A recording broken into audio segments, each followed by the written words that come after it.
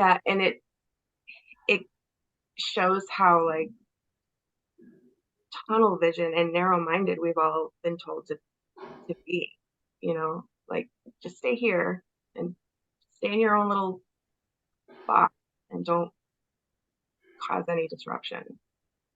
But Mm-hmm. that takes away from being a human. Mm-hmm. We're here to feel to live on that spectrum and have a different journey. And human design is really cool that it really gives a clear picture of how different we all are, but it also gives a picture of how great we are together. Welcome to the Deeper Awareness Podcast, where we delve into the depths of our inner selves, uncovering authenticity and transformation. Join us for enlightening conversations on breathwork, self-discovery, and the profound journey within. I'm your host, Josh Perry, joined by the delightful Hannah Oxley. Let's begin. Hey, it's Hannah, and I wanted to welcome you to this week's episode of Deeper Awareness, where we sat down with one of my favorite people, Karen Sullivan. Karen is a human design reader local to my hometown in Massachusetts. I met her at a business mastermind group about a year ago. Befriending Karen has completely changed my life in the best way possible. I did not know anything about human design until I met her, and now that I know how I am designed, I am able to look at life from a different perspective. I give myself grace and I trust my intuition more than I ever have. Her readings have had such an impact on all areas of my life, which is why I can't wait for all of our listeners to experience her wisdom. So without further ado, the lovely Karen Sullivan. Welcome to Deepening Awareness. Our guest, Karen Sullivan. Hi. I'm nervous. This is my first podcast. We're very new too, so do not worry. Do you want to tell us a little bit about human design or how you found it? I guess I'll first say Karen and I met each other at a mastermind, and our friendship is one of the best things I got out of that. It was wonderful.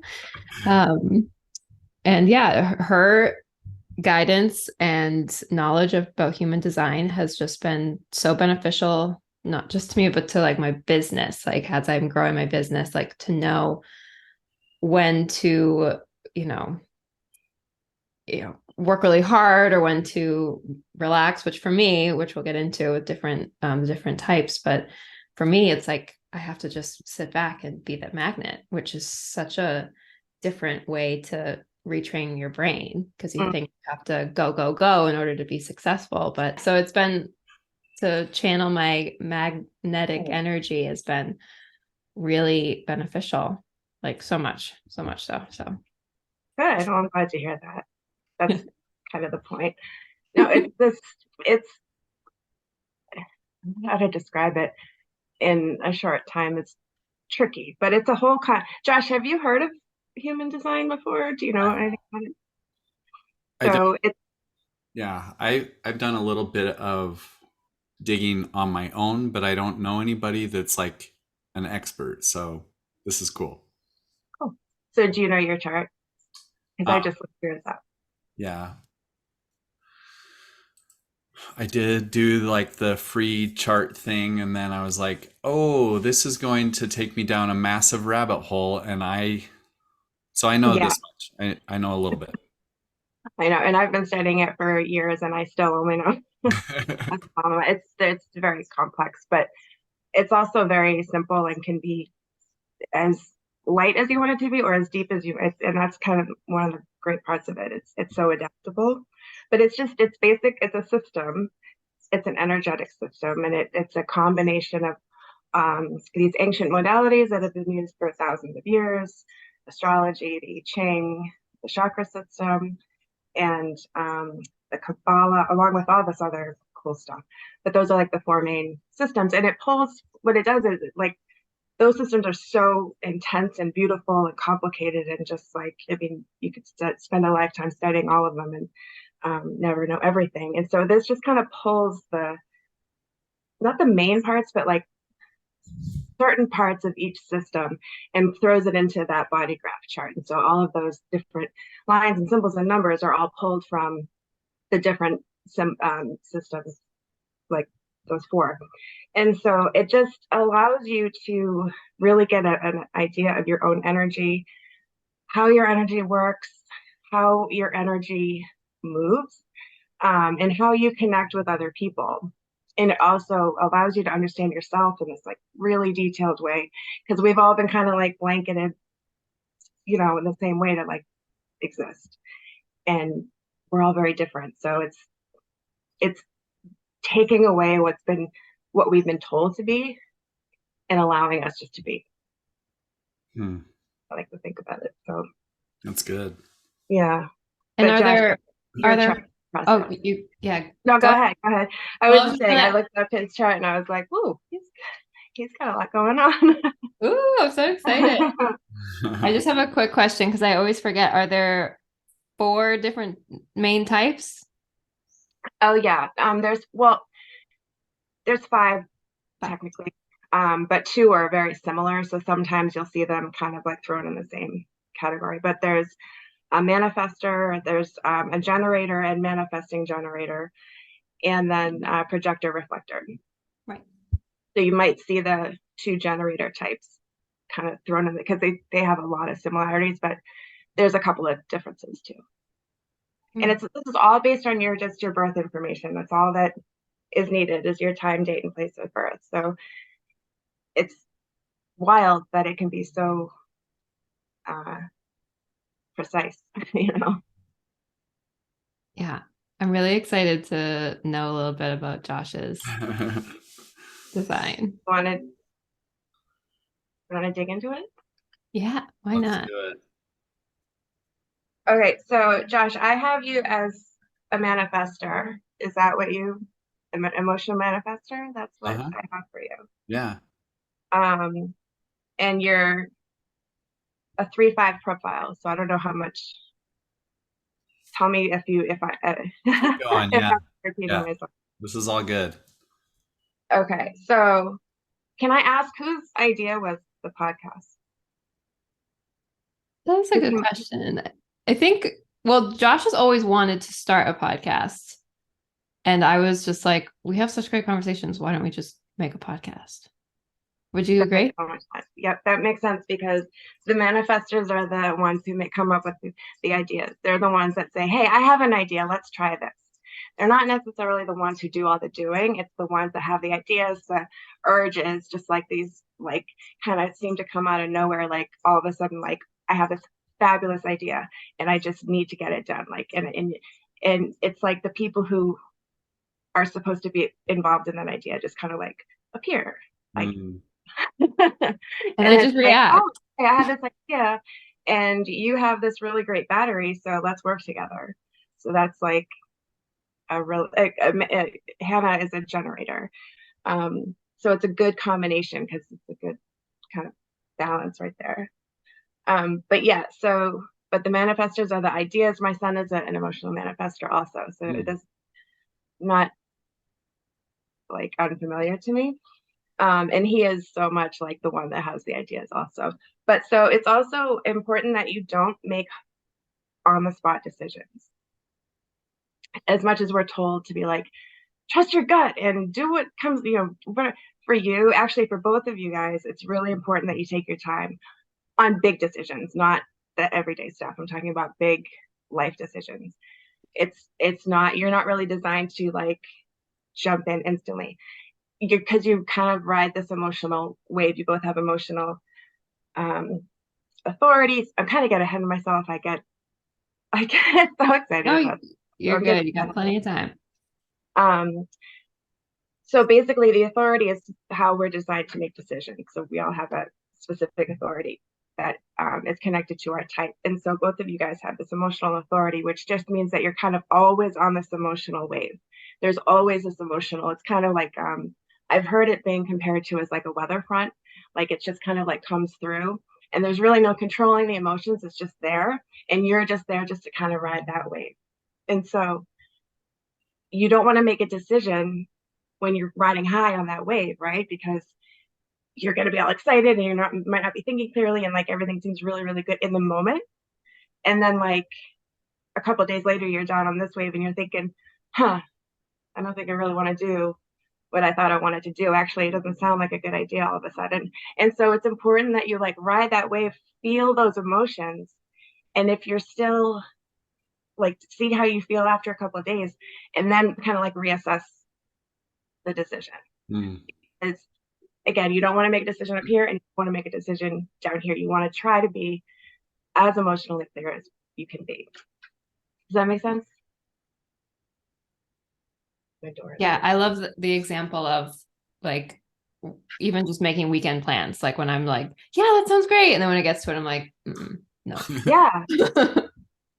Yeah. I tell a story about a friend of mine who has who loves going to Aruba, and her friend was selling their vacation home in Aruba and went to my friend and said, hey, I'm selling my place. Are you interested? And at the beginning of the week, my friend was like, hell yeah, I'm interested. I'm going to go there. And she was all ready to sign on the line. But she waited the whole week because it sounds really great to have a vacation home. But then you have to think about all that comes along with that, the cost, the maintenance, and do you really want to do all that? And so she really did wait the whole week. And then by the end of the week, she was just as excited about it as she was when she first heard about it. Like that excitement was still there. And she had kind of like gone through the thought process and that excitement was still there. So she went ahead with it. And it goes to Aruba now. Yeah. And now she can go to Aruba. So that's just like a small example of that. But question, if you're not emotional, what's the other thing? There are a few. There's a few. Yeah. So some people are designed to make decisions instantly, like instantly in the moment and not think about it, like to give no thought to it, give no thought to how they feel. Other people are designed to really just use their intuition and it's really intuitive based. There's also people who are designed to really do, if it's called ego, but in human design, ego is not a negative thing. It's, we all need it, we all have it. And it's about willpower. So some people are designed to make decisions using that ego and really thinking like, is this something for me? And being kind of selfish about the decisions. So there's the whole like variety. And that's the whole point. Like we're all taught one way, one or two different ways to do things, when there's this whole variety of ways that people use that energy. So it doesn't make sense for all of us to be told one thing to do. Well, and that leads me into one of my favorite examples in your life, Karen, of how, with all this knowledge, how you get to raise your kids in the different ways. Like I love that example. So if you want to elaborate a little bit on that, like I really think that's so great how they're both completely different designs and they both need completely different parenting styles. Is that right? Yeah. Yeah. They're very different kids. And I mean, your kids, and so I've always known, obviously I don't expect them to be the same, but when I got to kind of actually see it in black and white, like how different they were and how different they were designed, but also how similarly there are also some similarities. And so I paired them according to their design. So Josh, like I told you, my son is a manifestor. So manifestors need a lot of freedom. They just need a lot of like, don't bother me with, I have this idea and I'm just kind of like going to get it going, and don't bother me with like details and stuff like that. Just kind of like, let me be. And that's how my son is. I just kind of let him be. And he just does his thing. Whereas my daughter, Hannah, is a generator like you. So I try to ask her very specific questions that she can respond to. I try to remember that she's also both of my kids are also emotional like you guys. So I try to keep that in mind. When things are like, I try to just remind, but that's what you can do with human design. It's like, okay, my kids are not being difficult. This is just the emotion that they're on right now. So I just recognize that and adapt to it. Obviously, like I still parent them and they still have consequences and all of those things, but I don't expect them to be anything other than they are. And I can see who they are. So I don't expect, I encourage them to take their time with making decisions. I don't expect them to understand, to know something right away, like all of those things, because it's not how they're designed. I love that. I think that's so great. And that's something I don't think I know about you. When did you start getting into human design? So I was living in Connecticut from 2007 to 2020. And all of our family is up here in Massachusetts. So I was down there and we had friends and neighbors and stuff, but I was down there on my own and my kids were in school. And my husband was at work and I was like, I need something to do. And while I'm like cleaning this house, so I started listening to all these podcasts. And like, long story short, they led me, and all the podcasts I was listening to had to do with like astrology and tarot and stuff like that. And so all this talk about human design kept coming up and people were saying, what's your design? What's your design? So I looked it up and it looked so weird to me that I put it away. I was like, I want nothing to do with that. I'm good with I'm good with the astrology and I'm good with the tarot. But then like it just kind of kept popping up like the universe does. And I finally looked up my design. And once it started answering so many questions about things I've known about myself, but never had the language to express it. And it validated so much for me, like, oh my gosh, that's why I do that. And like it was just, and so the first thing most people do, you look up your chart, then you look up, your partner, and then your family, and so on and so forth. So then I looked up my husband's chart, and I was like, that's why he does these things. He's not being a jerk. This is just how he's designed, and it was just so much of like that kind of thing. And then of course my kids, and once I kind of fell down that rabbit hole, as you said, Josh, really, I'm still falling. But it just was so validating for me. I can't even explain what a game changer it was. Well, like I feel I have this, sorry, I have this like vision of like moms going into the hospital to have their babies, and then they come out and they're like, here's your generator, because then from day one, like, okay, this kid is going to need freedom, this kid is going to need or this kid's going to need a lot of boundaries and guidance, and that from day one. It's like, it's so empowering. Sorry, yeah. I get very excited. No, that's why we're excited.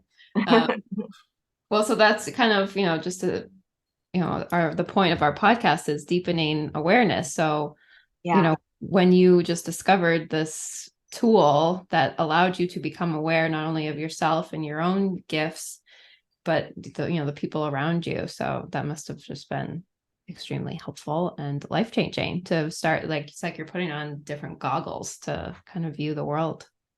Yeah. In a different way. Much clearer goggles. Yeah. Mm-hmm. Yeah. So that must feel so good. Yeah. No, it's incredible. It's definitely changed my life for the better. And I like it because, like I said before, you can use it. It can just be a light, reference thing for you, or you can like really dive in and get super deep and really focus on like different parts about you that you don't normally get to. You probably, I don't know, like you may not have known they were there, or like I said, like knew that something was there, but never really had the language for it. Just looking at that. Yeah, and I had this vision for Karen the other day of like how cool it would be if, like, and she does say that there are people that do this for corporations, like just to know, like, how your boss is, how that person who's leading, what design they have, so that they can, kind of lead the way that they want to, and all of the people in different parts, like just so that they can. It's been a while since I've been in a corporate office. Don't even know what they do anymore, but like accounting and all the different portions of of a corporate office, and just to make that run completely, well.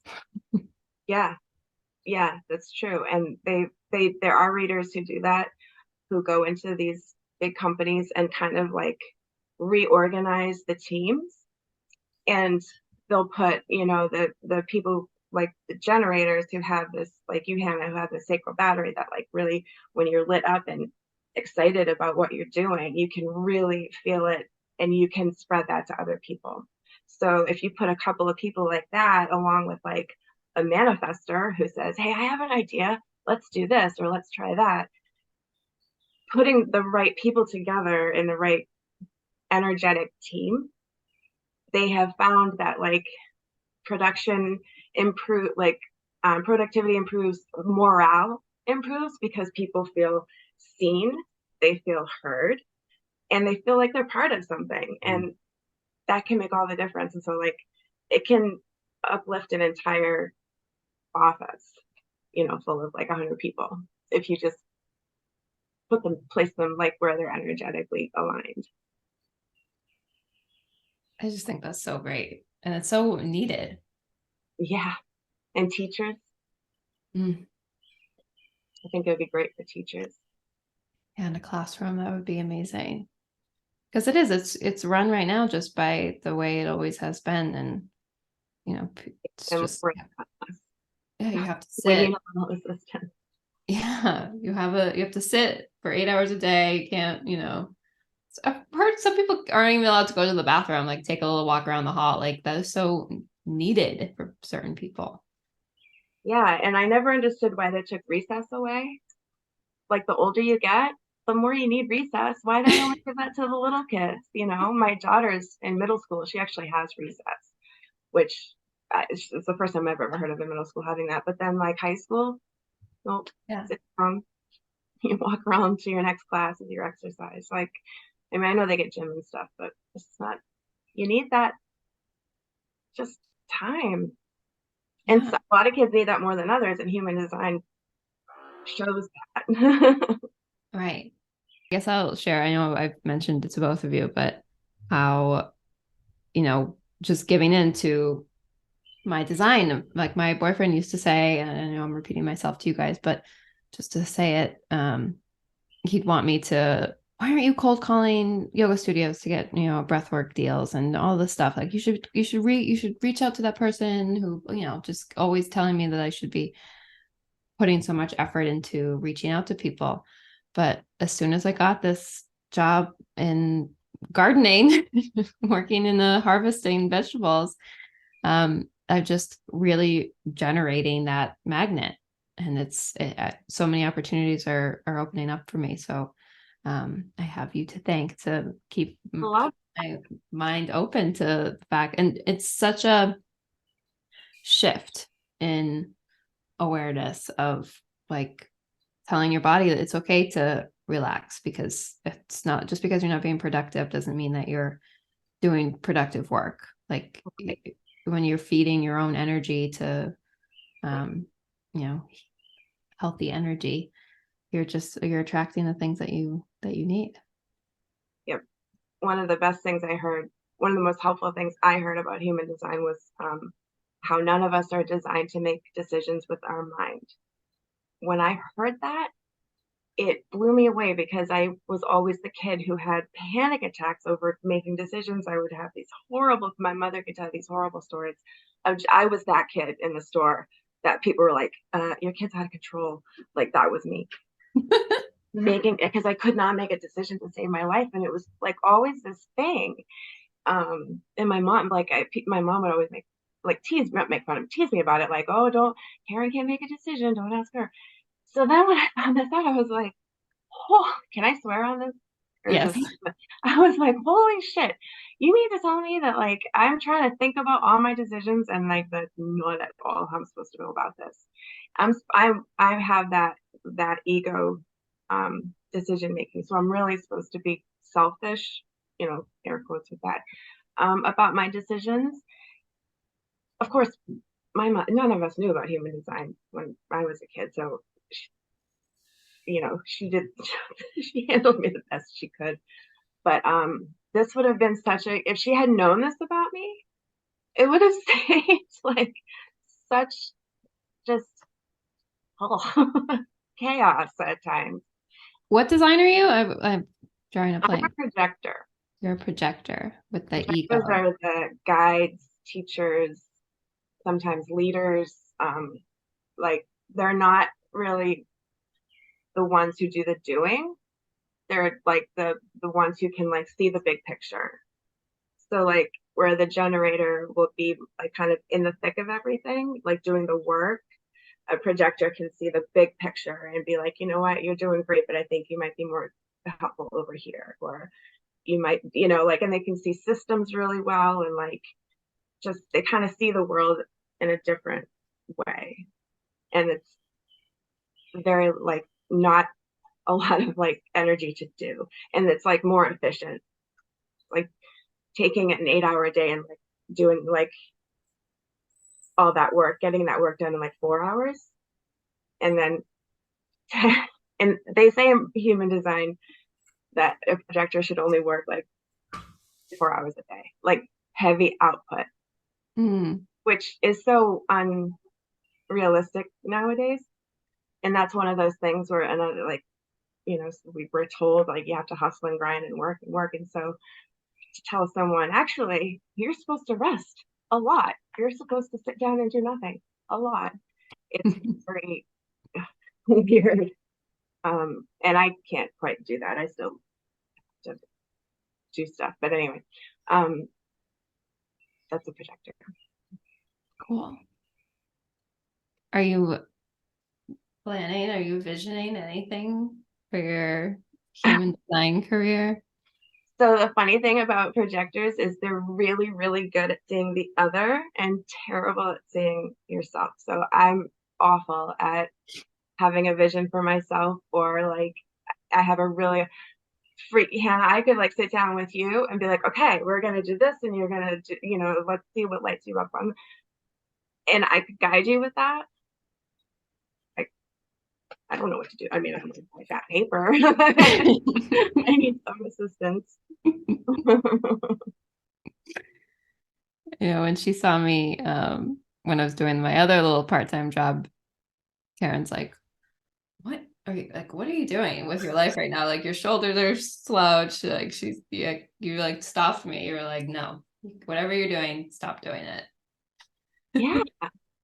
That was a very negative sacral response. What you like everything about you was like, I hate this. But you had to do it. And it's all that beautiful learning process. And like, it's my husband's a generator, and it's for the generator, you're supposed to do what lights you up. That's like the big thing. It's like what you're supposed to respond to life. Life will bring you opportunities and people, and it's you, whatever is like lighting you up or not is how you handle that, whatever's coming your way. But when you have responsibilities and a family and bills and like all the grown-up stuff, that you have to like necessarily have a job that you don't love. The thing that might light you up is, being able to go on vacations with your family. So in order to do that, I'm going to have to go to this job and make this money that I don't necessarily want to do, but that allows me to be lit up with my family. And like just starting that cycle, that allows you to be more magnetic, like you were saying, Hannah, like just allowing that energy to kind of come and just shifting your perspective. Like I hate doing the dishes. I hate it so much. I hate it. I hate it. It's always there. The sink is never empty, and I hate it. But I really love having a clean kitchen, right? Really like having clean dishes to eat off of and all that. So that's when I'm doing the dishes. I don't focus on how much I hate the dishes. I focus on I'm gonna have a clean kitchen when this is done. It makes it just a little bit more tolerable. Yeah. I love that metaphor. Josh loves metaphors. That's a great You've one. been very quiet. What's that? You've been very quiet. While I'm taking it all in, I was thinking about how the classroom you were describing, if the teachers understood all the different kids and how they learned. Um, and then at the corporate, we're all just kind of worker bees. We're not utilized. And if we don't understand ourselves, how we best use our energy or use our whatever, we'll just take whatever comes our way instead of intentionally focused doing a thing that how we're meant to do it. Mm-hmm. And it starts with that self-awareness. And then, eventually making everybody else aware that they can also be self-aware and work as specific roles. Yeah, 'Cause- the worker bee is a perfect analogy because Mm, that's like what we're told we kind of have to be. And all that does for the most of us, that just leads to burnout, frustration, anger, bitterness, all of those things. But yeah, if you are in the right position, using your job, using your energy in an aligned way, that's going to bring feelings of peace, satisfaction. The other one, like delight, all of those things. mm. Is there anything else about Josh's reading that you wanted to share? So it's interesting that it makes sense to me why you guys like work well together, because Josh, you have your there's 9 energy centers in the chart, and just quickly, it's the crown, the mind, the throat, the self, the heart, spleen, the sacral, solar plexus, and the root. So those are the 9 centers, and they all kind of direct the energy in different ways, and they're loosely connected to the chakra system. So Josh, you have your mind and your crown center are both defined, which just means that you have consistent access to this energy. You probably approach things the same way. You have probably a consistent thought process when you are heading into something. And you also have a defined throat center, which means that you're consistent with what you say, how you speak. You probably have a even speaking, like an even toned speaking voice. And so, but all of these centers are defined for you. So you have like immediate access to all of this stuff, whereas Hannah's are open. So she's kind of absorbing your energy in those centers. So like the thoughts that you're having and the way that Josh, you're kind of approaching things, Hannah's going to pick up on it and amplify it. And so that is a good, because you're not going to butt heads. Because if you had not that everybody can work together and there's not like a bad way to work, but just as an example, it could possibly be that if they were both defined, you might have your own way of thinking about things, and that could come sometimes butt heads, but this is a little bit more fluid. So like your thoughts and ideas can kind of a little bit more flow a little bit easily between the two of you. Does that make sense? Mm-hmm. Yeah, that's how we're creating our podcast. Right. So I have a question here. And this, so my background over the past few years, I've really dove into a lot of understanding around trauma. And I'm curious how trauma can impact, like maybe my throat's been closed because I didn't have a voice for my whole life. But even though it's defined, like how does that play out? So that's a good question. And so if your throat is feeling closed, And you might, trying to think how I can, like, you might not quite understand, you know, like what's happening with me right now is like just stumbling over your words.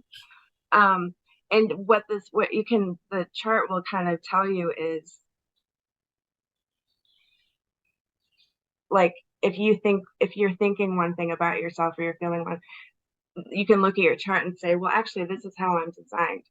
So the things that I've been told that are wrong with me aren't. And I see it here energetically. So it gives like, it's like you've been told you can't talk your whole life, and you've been, told that your voice is nothing or all these terrible things about your voice. But you know what? Your chart, actually, your throat center is extremely defined, and you are here to speak. You are here to, you have something to say, you have a message, and it's very clear that you're here to speak. Kind of your throat center is undefined, which means you're really here to be a voice for others.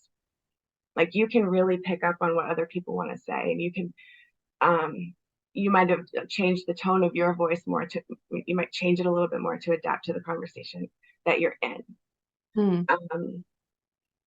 So that's like, it just kind of shows you might have been thinking this way about yourself, but actually, no, it's the complete opposite. And here's how you can take that and use that to empower yourself. Does that make sense? Did I answer that? Yeah. Like, so if you haven't been able to express your opinions, your voice for so long, like it's probably just feeling sticky, but something also feels right about stepping into your power and your voice. And yeah, it's like gives you permission. It's like, yeah, you know what, you've always wanted to say these things, and actually you're supposed to talk about these things. So it kind of, you can tell yourself, like, and of course, I'm speaking from somebody who has not experienced deep trauma in that capacity. So I'm strictly speaking from, just my knowledge of my own stuff. But I feel like it just allows you to just, like you said, step into that power and feel confident about that, and not wonder, like, should I be saying this? Should I be talking? Yeah, you should. This one young woman, actually, I did do a reading for her. It was at one of the samplers. So it was just like a mini. And she sat down. She was young, like just out of college, and you could tell she was like in a trend, like something was happening, like she was in something. And I said to her, "Do you know that you're here?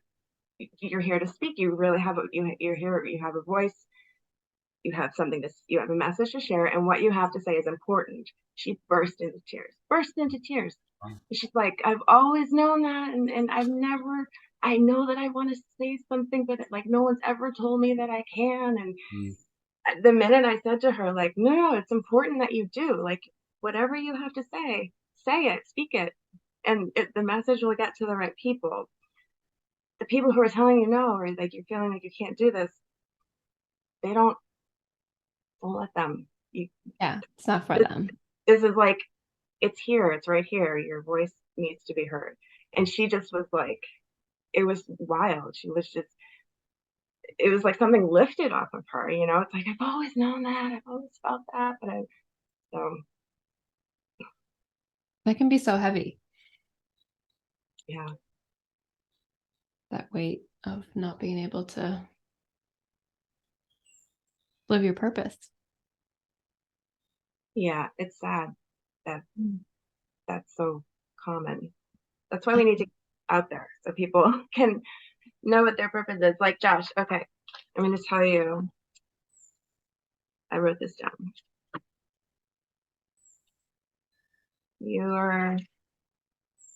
Oh no, I put it in my phone. So Hannah, remember I told you about how you were born under the cross of Eden? and the garden and all that. So, Josh, do you know about the incarnation cross at all? Of human design?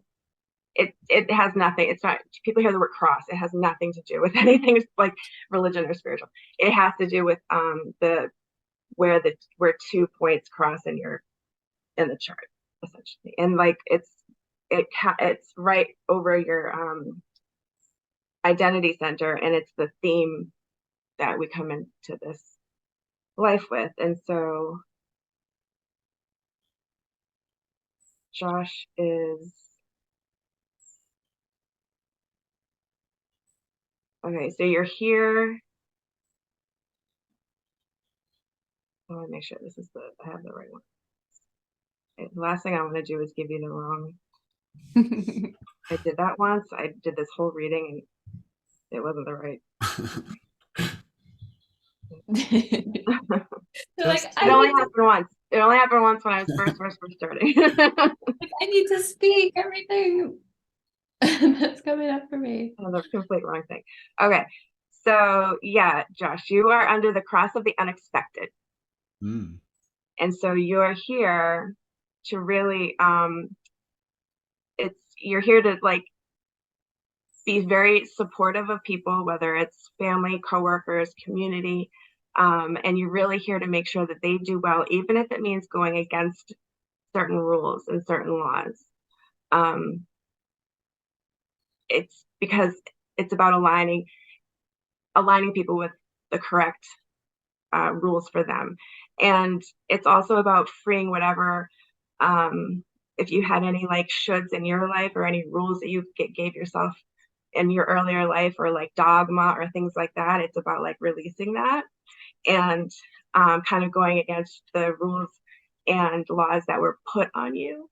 Like it's about brushing those aside and really standing up and like assisting other people and doing the same. And so it's about like rising above the structures.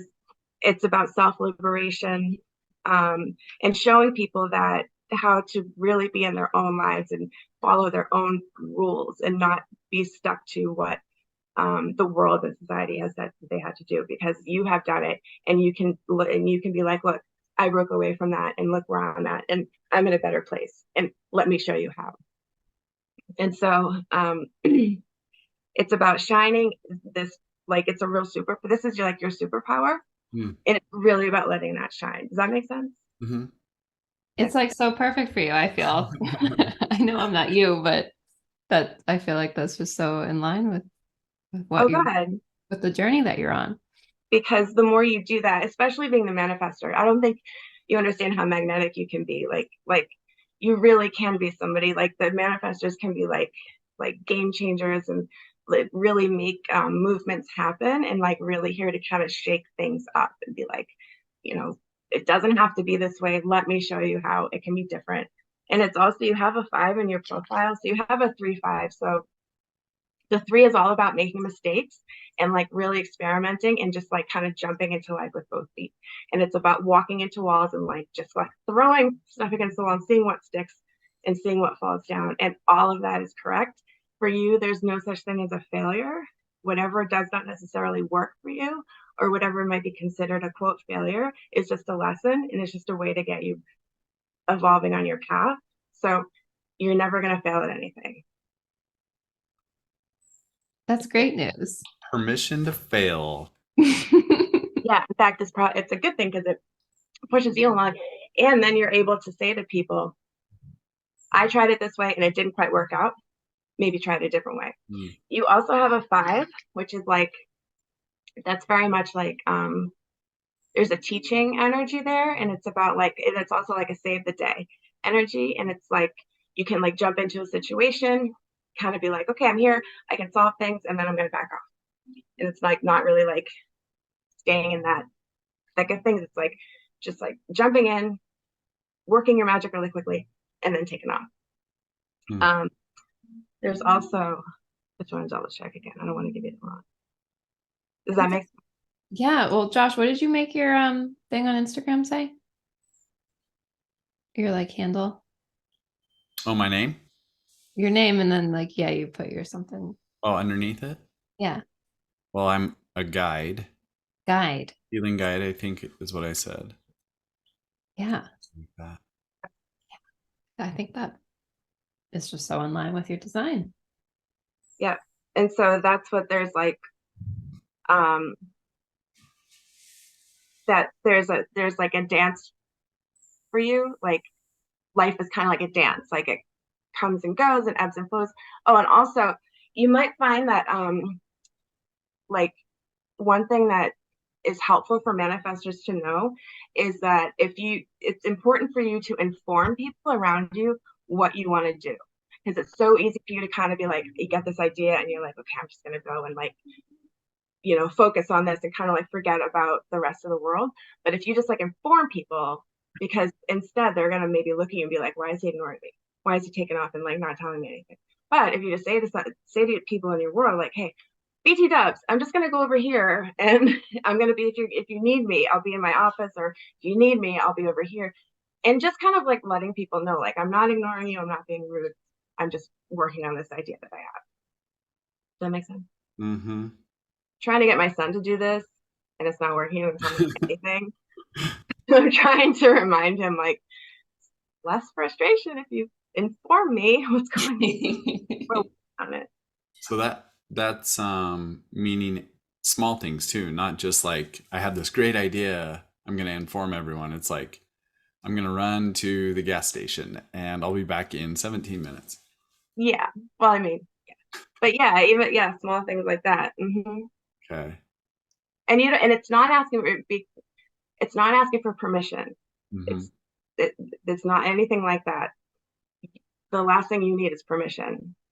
Like that's the last thing a manifestor needs. It's more just like letting people know, like giving you a heads up. And that way people will give you your freedom that you're designed to have. Otherwise, people might kind of be like, like, what are you doing? Where are you going? Who have you been with? And what's going on? And I need to know. But if you just say like, okay, I'm going to run to the gas station. I'm going to run an errand. I'll be back. Okay. And then you're done. Hmm. That's good. Yeah. So having like a clear pathway to keep that energy flowing. Yeah. And even I was thinking while she was talking about the like breaking rules, remember, or just like kind of out of the box kind of thinking. I think you said something about that.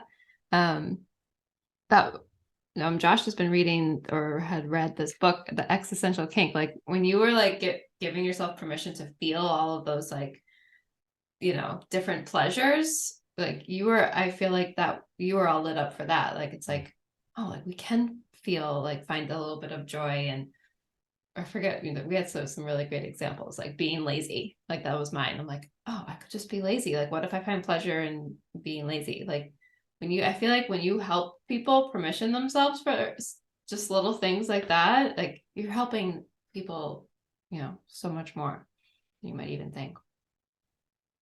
I think yours was permission to fuck shit up. Yeah. Breaking some God. rules. Yeah, I was like I'm freaking out about like I think I overbooked myself and like I had to either cancel a breath work or do that silly other part-time job I had at the time. And I was either way I was going to screw up somebody's day, and I was like, I guess that's when I go to the take it, uncover everything. It's at the root there. I'm just afraid that I'm going to mess someone else's day up, like out of, it's my fault. And so Josh and I were talking about that, and I was like, yeah, like what if I find a little bit of pleasure of screwing up a bunch of people's day while I sit back and just don't go to the class I told them I was going to teach. And like, so just allowed myself to feel that, because I never thought I would ever be able to do something like that. And I felt so guilty for so long until I just allowed myself to feel that. So I'm so grateful that Josh helped me through that process, because it changed everything. Because then now every time I find myself a little bit anxious about something, I think about that, like, well, what if it's just, I just want to experience whatever that feeling is that's completely different than what I'm normally used to, living in a little comfort zone. Like you had some better examples. I can't even think of them. I wrote them all down. I had like 70. Really? There was a bunch.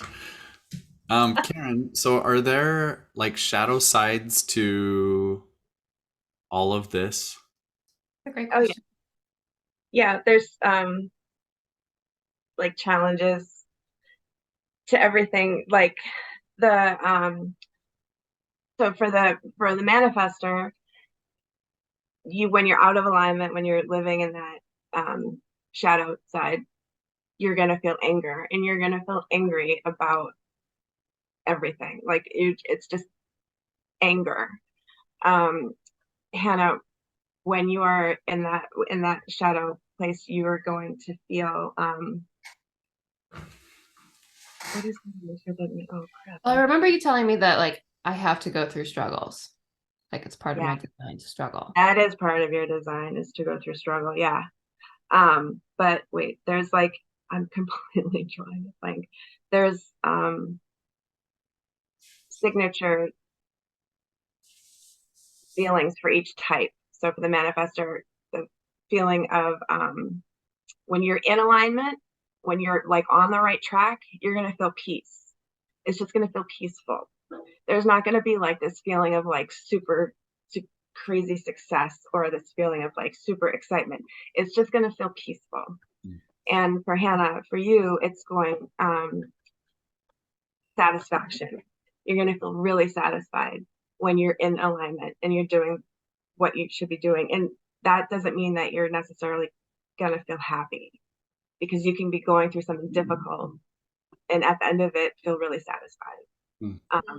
So that's that. So when you have that feeling of satisfaction, you know that that's the right track. And Josh, when you have that feeling of peace, you're on the right track. And the shadows to those anger, frustration. It's like a basic thing.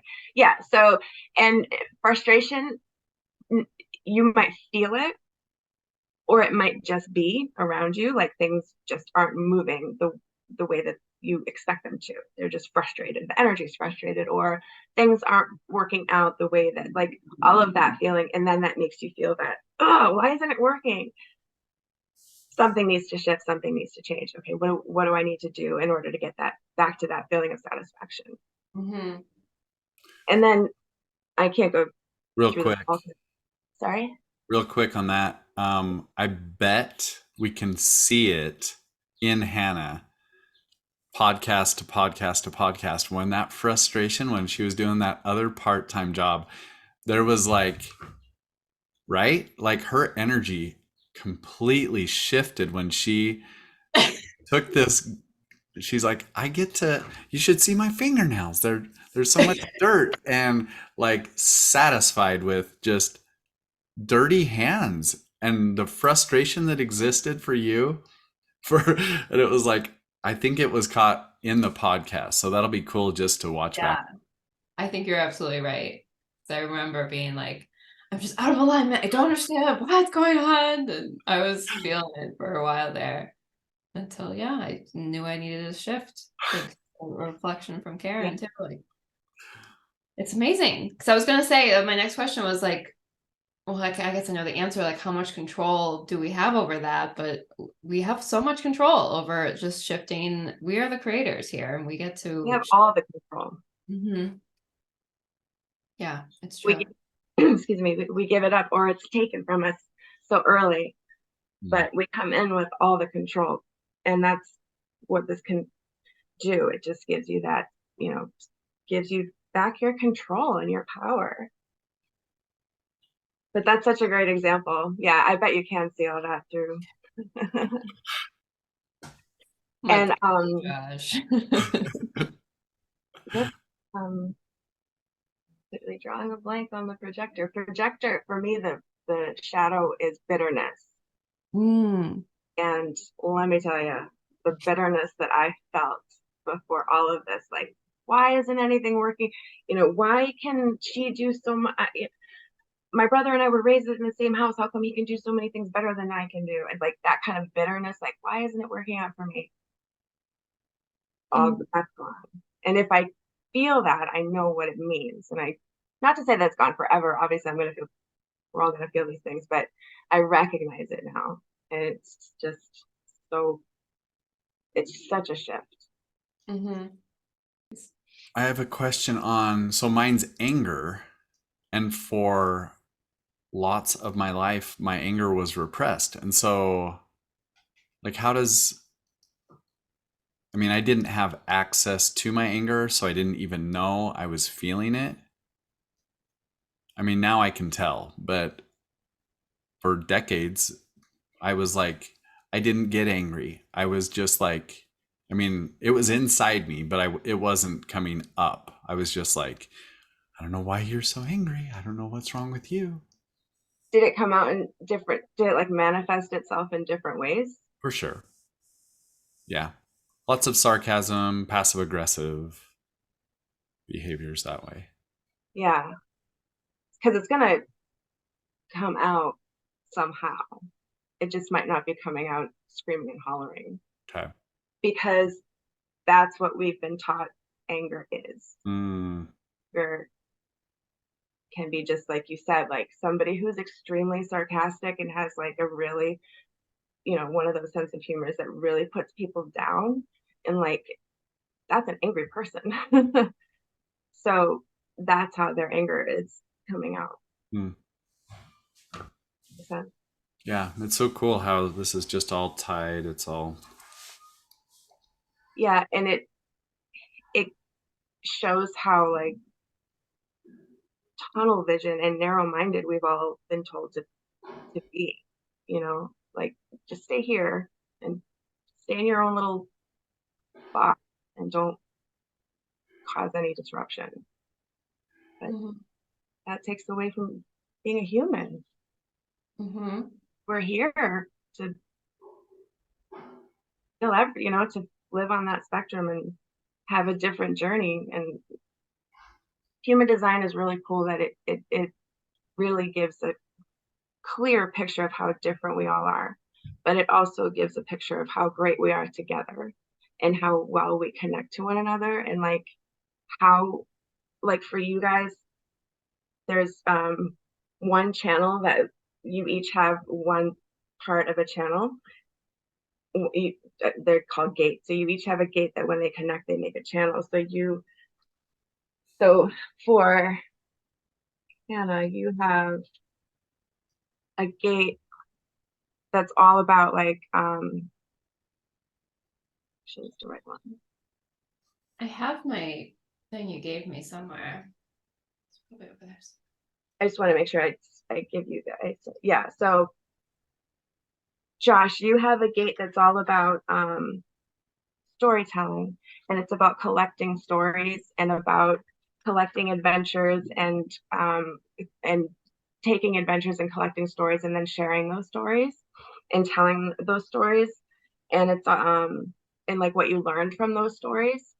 And Hannah, you have a gate called Darkening of the Light, and it's all about like guiding people with emotions and like the older that you get, the less emotional chaos is that you're going to be creating, and you're actually going to be guiding people out of their emotional chaos because you can understand it and empathize with that. And so when those two come together, it's this channel of like seeking experiences and sharing those experiences and putting that together with the emotions and really having an emotional journey and experiencing an emotional journey and like really embracing emotional swings and bringing that into like past adventures and things.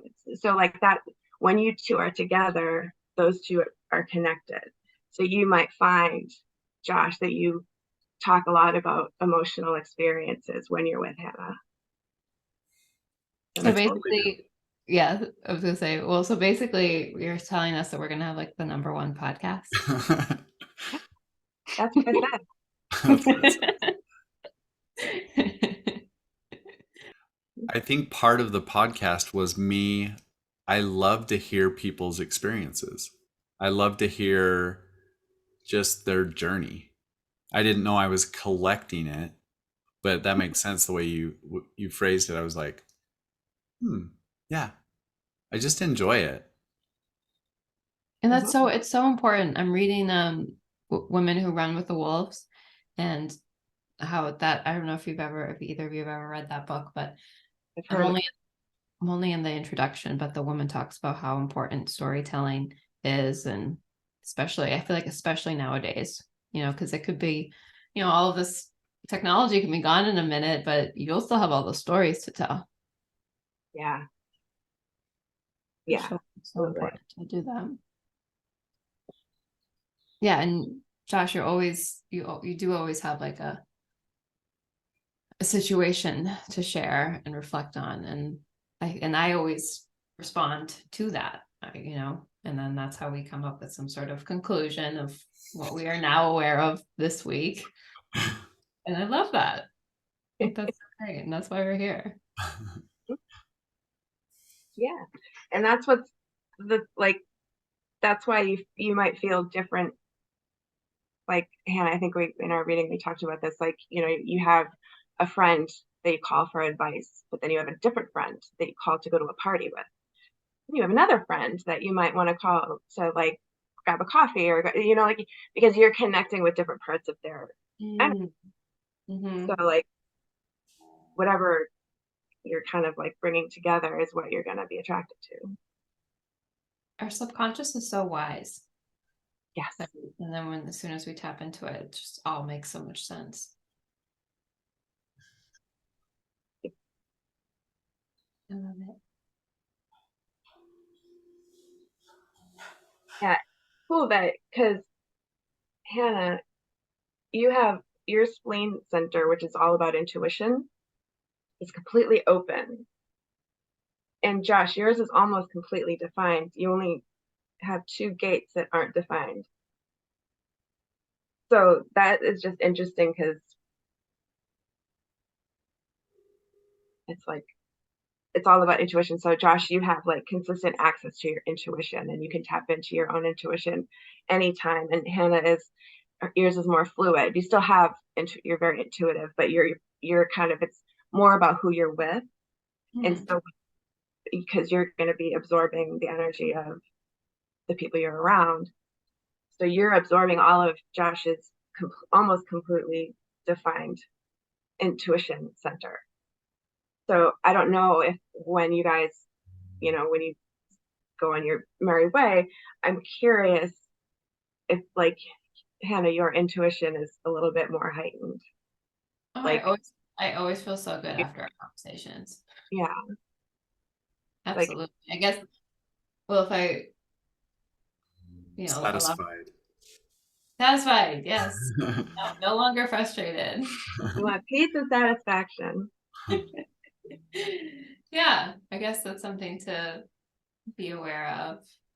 But yeah, and then I notice when I am with people that I'm like, oh my God, like I am exhausted after being around them.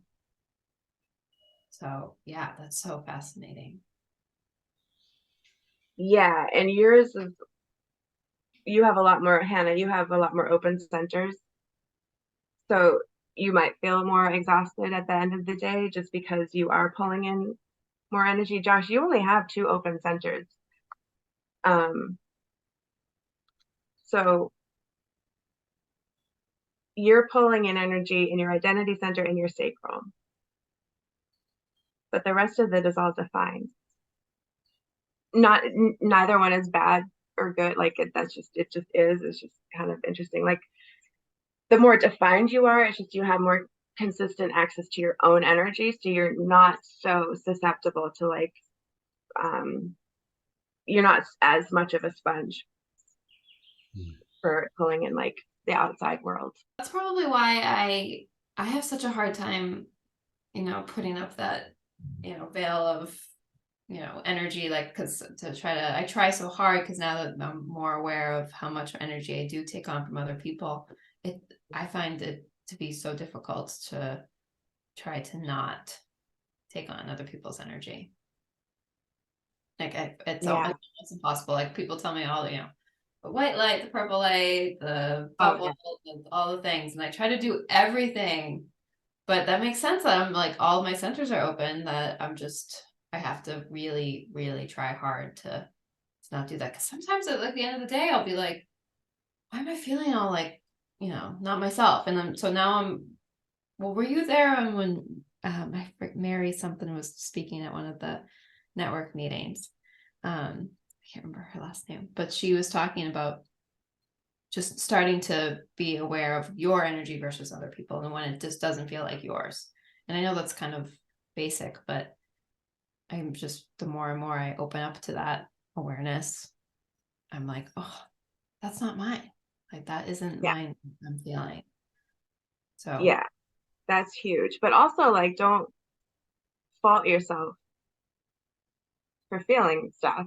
It's just like you said, you're not gonna be able to block everything out. It's going to seep in there. So at the end of the day, even you can, like, that's when you can kind of clear it instead of trying to prevent anything during the day and then like feeling bad because you still let something affect, like, just maybe just knowing that, yeah, this is happening, but and then at the end of the day, maybe like do the whole salt crystal candle thing that I love. I'm not making fun of that. I do all that stuff, but maybe you can, because you don't want to feel, but you don't want to feel bad. That's the whole thing about like that. So you don't want to feel like you're doing something wrong because you're taking on what's around you, because that's just, it's going to happen. I mean, yeah, so you can still do all those boundaries and cleansing and whatever you feel called to do, but also it's okay because you have these open centers, and that's how you're designed, and it's perfect. Having those open, is that also, it's not just a bad thing, right? Isn't it also a gift just to be None of it is bad. Okay. Yeah, no, none of it is bad. None of it, it's all the way it's supposed to be. But yeah, it's all of it's your those are centers where you're designed to really kind of tap into those. Yeah, it's a gift. It's about like I'm blanking on what I want to say, but yeah, it is a gift. The whole thing, everything is a gift. And in fact, some of the literature, they don't call it the gates, they call it the gifts. Like you have gift 35 and gift 30, things like that. Open centers just means that you have a little bit more, that's where you might get more off track. But it's just the awareness. It's just having that awareness, understanding like that it's okay if that happens. So real quick, Karen, do you do like married couples? Because how you were connecting gates with Hannah and I think that was really cool, just to see like how we, like why we're vibing, why there's a connection. I think it would be really cool just for married people to be like, oh, that's okay, that's cool. Yep. There are people who you can layer charts and then you can see where they connect, like where certain gates might connect and where they don't, and what centers you might fill for each other. You can see all of that. Yeah. And it's been helpful in my marriage. Like I said, like it gives explanations to things for both of us, not just, and I can say to him, like, to be like, why can't, how come you're not going quicker? And because he's very like, duh, duh, duh, and I'm not. I'm like, well, I don't have the energy. So, but now he doesn't expect that from me so much. Oh, I love that. Have you ever done a couple? No, That would be a really cool avenue. no, yeah. People ask me all the time, but no. so that, as you asked that, I thought about if men are ready for this. Like I would guess most of your clients have been females. Yeah. And the men are just like, what is this? Yes. However, I have had a couple of men one in particular who is like, man's man, like landscaper, dirty fingernail, like, the whole nine. And I started telling him about his chart, and he kind of was like, what? And then I shifted and I looked at his wife's chart, and he was like, no, no, come back to me. Tell me more. I want to know more. And he was like, really like, how do you know this? Like, where are you seeing that in there? Like everything I was saying was very on point. And so I really like a skeptical person, because those are typically the ones who are the bigger believers in the end. 'Cause it's like, it's just so spot on. Just, I know. I keep trying to think of like different offerings Karen can offer for people. Like what did we kind of come up with the other day was like a monthly. oh, like a subscription. Yeah, where like you get access to Karen via Voxer was the one I was thinking of, like for like 3 or only 4 hours of the day, right? Right. Just like little things, like whatever comes up in a day, there's a reflection, a human design reflection to be had, so I just think that would be such a cool thing that people would really be interested in, or like some sort of workshop. Like I think there's so much there for you. Yeah, the workshop I do want to do. I've spoken to Jen about doing one there. Yeah, I feel like there's just so much untapped potential for people and companies and couples. And yeah, it's a game changer. It's becoming much more common. Like I'm hearing actually of people who are in therapy, and the therapist is also using human design along with their just traditional therapy session, which, I mean, that's phenomenal. Mm-hmm. That's phenomenal. I think that should be common for like therapy. Yeah. Same with breath work. Like there was somebody I'm working with today. I think I told you both the kids I work with at the farm, they're like young college kids. And one of them was like, wait, what do you do? I'm like it's like a breathing therapy. And I'm like, kind of. I started telling him a little bit more about it. He goes, I need to do that. Like my therapist told me a little bit about about different breathing types. Like, so it's getting in there, but I think it's our time to shine. Yeah. And breath work and human design go really well together. Mm-hmm. Like I've heard of, but didn't you mention that, Hannah, like doing different breath? I thought we could do like a types? series, like a breathwork series of, breathwork for generators, breathwork for manifestors, like just a different theme for each one. Oh yeah. But then the thing is, it's like you have to know your design beforehand. So, Right. Yeah, it helps. Like something. Yeah. So there's something there though. So when you said they go hand in hand, what did you mean, Karen? I'd love to hear about that. Well, just that they have like similar intentions. Mm. Like from my experience, my limited experience with breath work, it's about tapping into yourself, and it's about looking inward and tapping into your energy.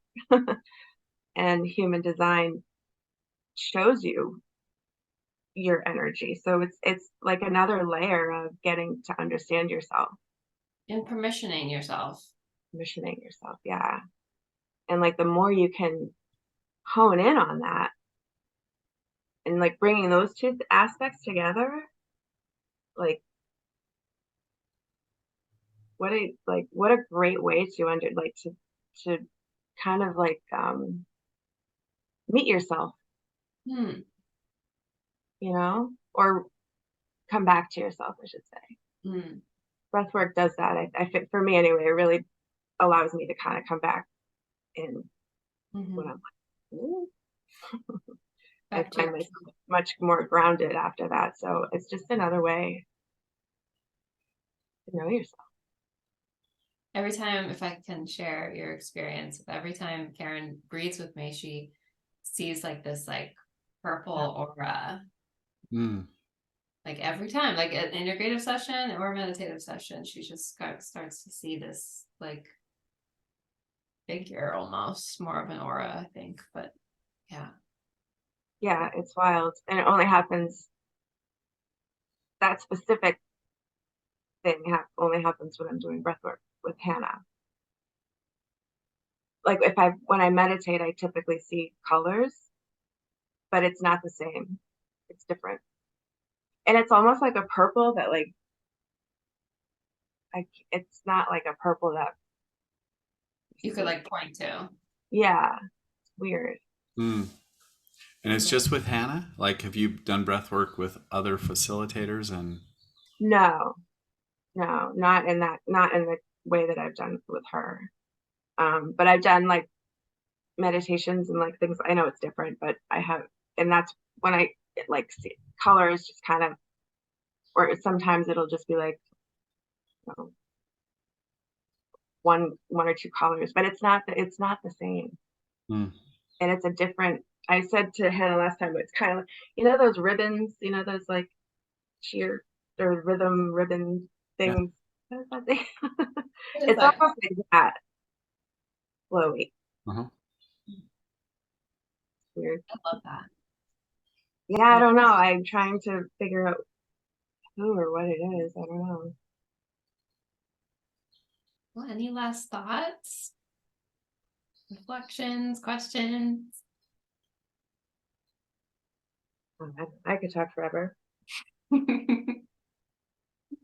So you don't want to do that with me. Ask me. Yes, we do. No, but I love that, Josh. I love how you said that you had this idea. That's exactly right. Mhm. You have lots of ideas. And then what you had like a block though too, right? When you were like, all right, we're gonna do this, and then you're like, wait, well, I don't know. Like, wasn't there something like some sort of like you didn't really plan who was gonna lead because there was three of you, right? Like the first one.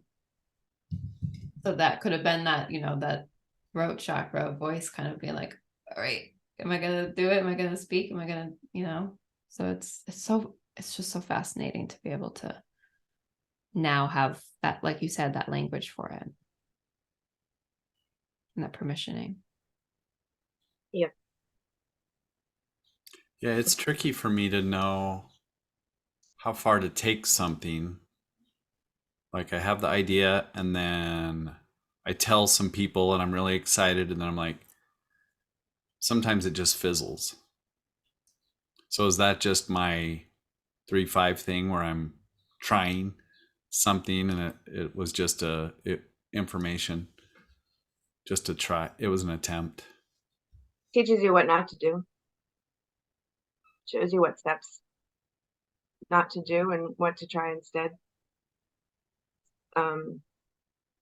But yeah, like you have that strong experiment, trial and error energy. So yeah, there's going to be stuff that's going to fizzle, but then there's going to be stuff that's going to completely take off. And as long as you remember, like, not to make hasty, instant decisions, big decisions, like, it's just wild because when you inform people, that's also part of that informing thing for manifestors. When you're informing people about your ideas, you're getting the energy out to bring the right people towards you to help you with that. So it's also about being open to the energy that's kind of coming back when you're informing people. Mm. Like, is it coming back your way where people are like, I'd love to be a part of that? Or is it more resistance and questions and like people like, I'm not so sure? Because the people who you inform are, and they just kind of will, they'll just want to be there. You're going to have this energy where they're just going to want to be around you and just to be part of whatever the idea is that you have, whether it could be something like planning a dinner, or it could be starting a whole podcast, like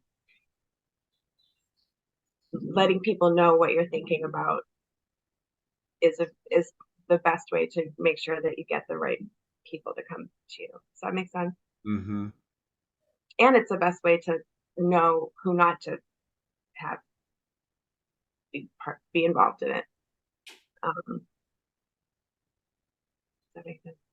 Yeah, and I was thinking about how I'll inform, and people are like, "That's a great idea," and then I'm like, "Oh, it is. Now what?" I kind of want them to say, "I'll help you," or yeah, it's not. It hasn't been my go-to to like just run with something. There's been so much fear in my body, in my life, fear of failure, fear of speaking, fear of like I've overcome a lot to get to where I'm at, to where I even share an idea, because I was like fear of the idea being rejected, even where I was like, I'm just going to keep that one to myself. It's probably a good idea. Someone else will share that with the world. Oh, makes my heart sad. Like you probably have had so much great insight that you weren't allowed to like share, or you didn't feel comfortable sharing. But now that you know this about yourself, do you feel a little bit more empowered to like be more informative about what you're thinking about? Well, I'm going to put it to the test. I'm going to start informing people, and then I'm Yeah. just going to like see what I attract from that place. Like the podcast, it was speaking, and then, but there was like resistance in both of us as we were like, are we really going to do this? Like, it's fine, we'll record it, but we're not going to share it. And now we have a guest, and so, the momentum, it's rolling. So, well, even because after I told him that we have a guest, he's like, the floodgates are now opened. I've told a few other people, and they've responded that they want to come on. And even one of our old mentors, like, I think that's huge, so I think that is a great start to letting the ideas really land and flourish. So this is interesting because this is a really good show of we are three different design types, right? So Josh, you had the idea. Well, you both had the idea, but it the energy came from Josh, right? Yeah. You had the idea for the podcast, and the generator, Hannah, was like, okay, lit up. Let's get it done. Let's get it going. And I'm a projector, so my strategy is to be invited in. I'm supposed to wait for the invitation for things. And so Hannah invited me on the podcast. So this is just a perfect little micro example of how well human design works, and knowing the other types. Like I know, like I said before, like I know to ask Hannah specific questions. I know she responds better to yes or no or choices, and Josh, you're going to do better with freedom and, not so many choices. So like, it's just having that awareness now. It's like you can flow. It's just a lot easier. And it's a lot more like pleasurable kind of in a way, Satisfying. Satisfying. Peaceful. Yeah. Mm. Mm-hmm. This has been so good. Karen's going to have to be a frequent guest. I know there's so much to talk about. I love that. I love that there's so many layers because that's just. And so, Josh, I'm just looking at your chart. One other thing that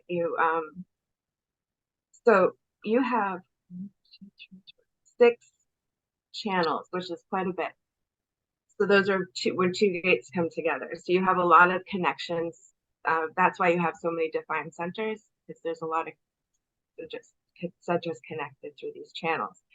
And one of your channels is the channel of struggle. So there are parts of your design that you're meant to go through struggle. But you also have a channel of transformation. Mm. And you have a channel of surrender, awareness, synthesis, and the best one, the money line. You have a money line in your chart, which doesn't necessarily mean that you're going to be a gazillionaire, but you have the capacity to attract money and have money coming to you. So those are your channels. So it's just over this brief conversation, it's interesting that you have this channel of struggle, transformation, and surrender. Those are 3 intense energies. But you're here to go through that. So. Well, I've already done that, so I don't know what I'm going to do next. Well, but you've probably collected a lot of lessons that you can share with people, right? The stories, yeah. Stories. Mm-hmm. Through that struggle and that transformation, you must have so much to tell. What's synthesis? That one has to do, it's connecting your root center. Is that loud? Can you hear them? I feel like that's too loud. It connects the root center to your emotions. I honestly don't know that one super well. I have to look that one. Yeah, I wouldn't have guessed that from the name.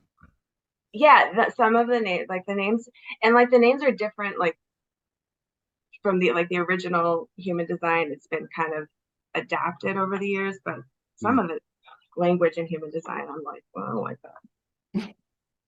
Yeah, I forget mine had something. Oh, mine had, I have hermit. You have the hermit opportunist. Isn't that terrible? And Josh, you have the martyr heretic. Like, really?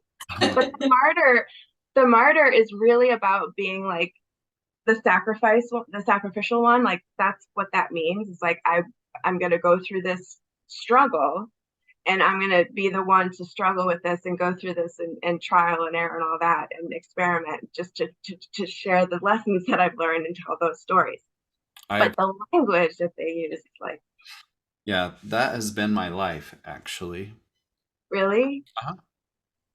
Well, more recent, before I was just going through all the shit. Recently, I've been learning the lessons. There you go. Yeah. So synthesis. Channel of synthesis is. And I relate to hermit more than I should. Well, the first one is usually what we see more like we see ourselves. Like, so like the hermit is something you would probably connect to more because it's you see yourself. The opportunist is how the world sees you. So it might feel a little, and same thing with the martyr heretic, which again, terrible names, but you might feel more connected to the martyr side. Synthesis. Wanting to be needed to give support, or needing to be wanted to be supported, is critical to your happiness. That's what the book says. Needing to be. Taping, trying to explore the depth of it. Your potential gift is to be recognized as someone who can always balance practicality and fairness. I'm not sure how this relates to the root. Yeah, you could go deep down the rabbit hole just on that one thing. Yeah. Yeah. And some of the, like this book, this is like a textbook. So the language is very like dense. So some of the, and it's written by the founder who he liked vocabulary. So he and he liked using really big words. So some of this is like I have to look up in different books to understand it better. She has like a whole library of human design books. I love it. I know. I need the second grade edition so I can understand it. Human design for dummies. That's what I need. Does that book exist? They do have like that book for everything. Yeah. Yeah, and Hannah, your two channels are emoting and concentration. I feel like I can't concentrate. So that is 952 connects. Oh yeah, that connects your sacral to your root. And the sacral is all about the battery. That's your life force energy. That's your battery. That's what keeps you going. And your root is like that feeling of like restlessness, like you wanting to get up and do and having this like it's a what do they call it? Oh, I'm drawing a blank. It's like you get urges from the root and like drawing a complete blank. Well, because I think as I'm doing this garden job or farm job, I feel like I'm connecting more to my root than ever before because it's just grounding. Yeah. Which I feel like is lighting me up in all different ways that I haven't been before, like giving me more motivation and concentration. I was just going to say, do you find yourself able to focus and have concentration when you're at your garden job? Oh my God, yeah. So you can focus. I can, I guess. Just it's just when it's not lighting you up. But yeah, that's so funny. When you're satisfied, huh? When I'm satisfied, I can concentrate. It's funny. Oh, of course. Of course. I know, I'll never forget when I was giving a reading to someone who had the open crown and mind, like you do, Hannah. And she was saying to me, I said, you have thoughts that probably just like come pouring in, and it's like, this just faucet of stuff that just, it just feels like it's always pouring in. We talked about it a little bit, and then fast forward a few minutes, and she says to me, so wait, when I'm overthinking, and I said, you're not overthinking. That's just your open crown. You're not overthinking. You think you're overthinking because that's what you've been told, but you're not. Yeah. So like, don't prevent that. Like, let it come, because you don't know what nuggets might be in there that are dropping in. Don't stop that. Well, even like I said, I keep getting, random texts from people who want breath work. So I have a new client this coming Saturday. And so this past weekend, I woke up and finally, like, I try to do my little morning routine, breath work, meditation, journaling, my cup of tea, whatever. And sometimes I get one of those things. Sometimes I get all of them. So this past Sunday, I was like, all right, I'm doing all this stuff. And so much was downloading. And like, it was also like, all of a sudden I had all of like his playlist that I'm making for him for Saturday. Like it's like I woke up with this vision of like birds, and I know he's a bird person. Like he actually likes taking pictures of birds. Like that's like his thing. And so I was like, oh, that makes sense. And so I was just randomly listening to music. I wasn't even looking at the album cover, and I was like, oh, he's gonna love this song. And I look at it, it's a picture of like a flock of birds like flying in the sky. I was like, oh my God. And then he friends me on Facebook, and his picture is a bird flying. It looks exactly like the album cover. I'm like, oh my God, like all these things just started downloading. It had all these like messages that I want to say to him during his breath work. Like all these things just started landing, and I was like, this is gonna be so perfect for him. And like, but doesn't happen all the time. But when it does, it's like a river of thought and ideas. Awesome. So it's not all the time. So that's why I'm really excited that I'm getting back to that by balancing out my root. That's awesome. That's where I'm at. Good place to be. Yeah. Satisfied. Thank you for listening to the Deeper Awareness podcast, where the journey of self-discovery and inner growth continues to unfold. We hope this episode has ignited a spark within you and inspired you to embrace a more conscious and authentic existence by looking within. If you enjoyed today's conversation, be sure to subscribe and stay tuned for upcoming episodes, where we'll continue to explore the transformative power of breathwork and emotional healing. Continue the conversation and stay connected with us on Instagram. Follow at Deeper Awareness Podcast to receive daily inspiration, valuable tips, and updates on our latest episodes and offerings. We'd love to hear your thoughts and insights from today's show, so feel free to share them in the comments below or tag us in your posts. Your engagement and feedback mean the world to us as we strive to continue to create content that resonates and empowers our incredible community. Together, we can continue exploring the depths of consciousness, fostering genuine connections, and supporting each other on our transformative journeys. This episode is brought to you by You Belong Breathwork, your destination for transformative healing and self-discovery. At You Belong Breathwork, we believe in the power of breath to unlock the deepest parts of ourselves, leading to profound insights and a greater sense of connection and belonging. Whether you're seeking emotional healing, a deeper connection with yourself, or a path to authenticity, our breathwork sessions, retreats, and coaching programs are designed to guide you on this transformative journey. Our experienced facilitators are here to hold space for you as you explore the depths of your consciousness and discover the infinite potential within. Visit youbelongbreathwork.com to explore our offerings and download a free guided breathwork session. Thank you for being a part of our Deeper Awareness community.